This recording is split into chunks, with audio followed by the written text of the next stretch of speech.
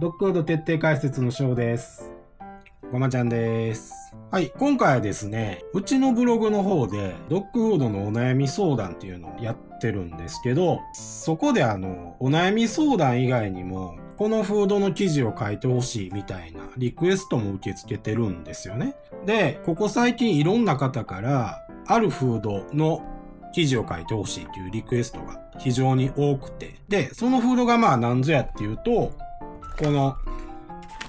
ソウルメイトっていうフードになるんですけど、ニュージーランド産のフードですね。非常に注目度が高いと言いますか、皆さん気になってるフードみたいでですね。ブログの方はもう記事書いて公開してるんですけど、せっかくなんで、動画の方でも紹介してみようかなと思って動画撮影しております。はい。じゃあね、なんでこのソウルメイトが注目されてるかっていうと、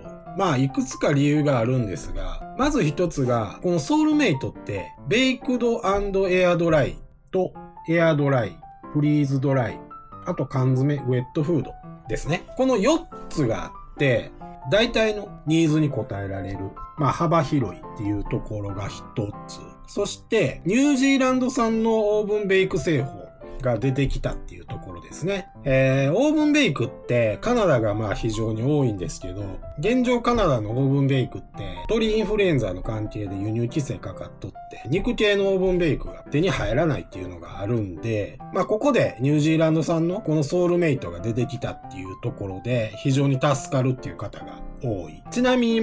牛とチキンとシーフードの3種類あるんですけど、牛とチキン、肉系があるんで、ここ非常に助かるっていう方が多いっていう点。あと、このソウルメイトの日本の輸入代理店さんですね。フィッシュ4なんかを売ってるグッドスマイルインターナショナルさんになるんですけど、フィッシュ4これですね。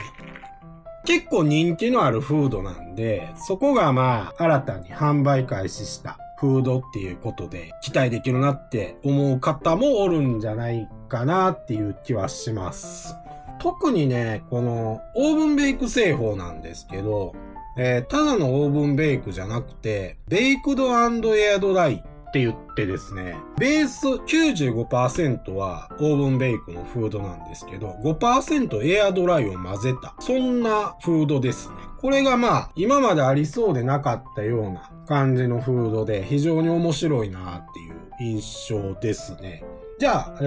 早速それを見ていくと、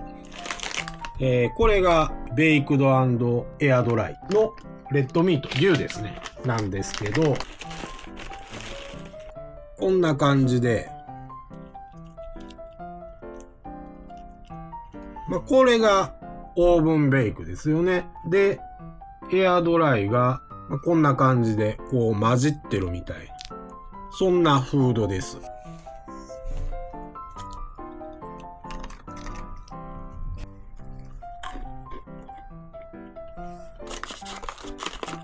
美味しい。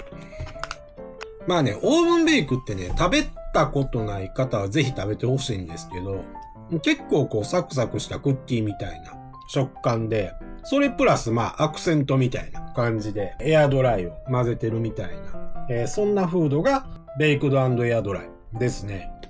保証成分値でいくと、タンパク質 28%、素脂肪 15%、そこそこタンパク質あって、脂質もそれなりにある。割と需要が高いような、保証成分内容になってますね。詳しくはブログの方読んでもらった方がいいんですけど、原材料成分なんかも見てると、保証成分値のタンパク質も、ほぼほぼ動物性原料がメインっていうのもわかりますし、マヌカハニーとか、緑以外とか、ニュージーランドっぽい原料も入っとって、なかなかいい内容ではないかなとは思います。このベイクド&エアドライ。これね、うちの方でやってるドッグフードお悩み相談でも、割とこのね、食感、フードの物性ですよね。フードの物性を変えると食べるようになったっていうようなケースはあるんで、というのもドライフードの場合ほとんどがエクストルーダーなんで、エクストルーダーってちょっと硬いんでね、原材料の違いであったりとか、保証成分の違いであったりとか、それいろいろ変えてみたけど、結局全部エクストルーダーで、物性自体は一緒。そこで犬が嫌ってるっていうパターンもあるんですよね。なので、オーブンベークに変えたらすごい食べるようになったっていう声もあるんで、もし愛犬の食いつきに悩んでるような場合は、このソウルメイトのベイクド&エアドライ試してみてもいいんじゃないかなと思います。はい。次にね、エアドライなんですけど、特徴としては、形状こんな感じなんですけど、有名どころでジービーとかイティとかアブソルートとかありますけど、それらに比べてちょっとね、細かいです。それが一つ、見た目上の特徴。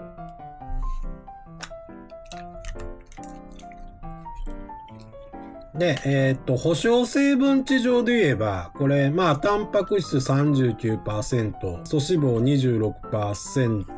水分値は 15%。いくつかエアドライのフードっていうのは販売されてますけど、結構水分値によって差があるんですね。一番ジービーが有名やと思いますけど、ジービーなんかは水分値 14% ぐらいで、エアドライ界の中では低めの設定なんですけど、ソウルメイト自体はそれに近いですね。で、イティとかアブソルートなんかは 19% ぐらいなんで、乾燥度は割と強めで、栄養密度としては、高いような、そんな設計です。エアドライを食べないっていうケースってほぼないんですけど、水分値が低ければ低いほど、栄養密度としては高くなるんで、少量でも栄養摂取できるっていうことになるんでですね。よっぽど食いつき悪いとか、そんな感じで悩んでる場合は、エアドライ考えてみるのもいいかなっていうところですね。次、フリーズドライなんですけど、こんなんですね。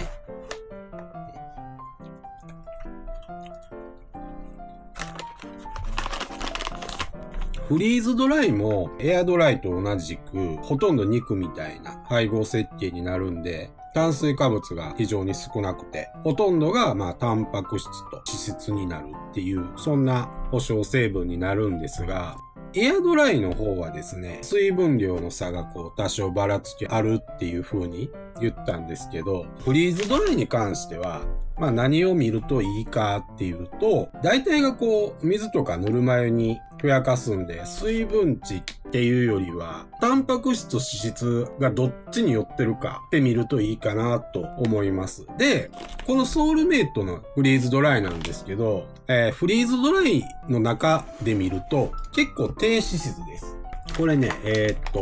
保証成分がタンパク質 45% で素脂肪 26% で水分が 8% ですね。例えば一番有名なフリーズドライでいけば K9 なんかであれば素タンパク46%